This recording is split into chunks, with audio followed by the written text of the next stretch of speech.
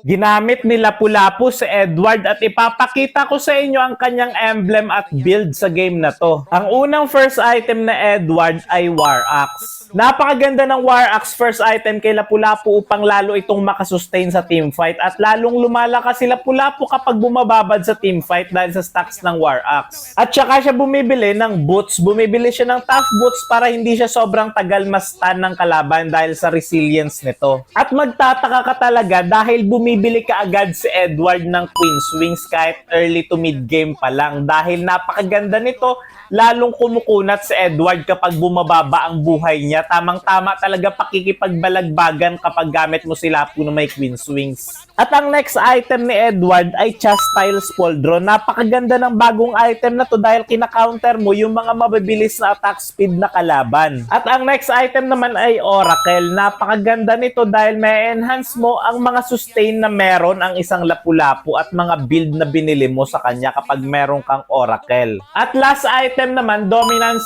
Ice para pang counter sa mga healing effects at sustain na kalaban. Ang ganda rin ng bagong Dominance Ice dahil lalo kang kumukunat kapag mas maraming kalaban sa teamfight. Ano naman ang masasabi nyo sa ganitong emblem at build ni Edward kay Lapu-Lapu? Pakilagay sa comment section at babasahin ko ang opinion nyo.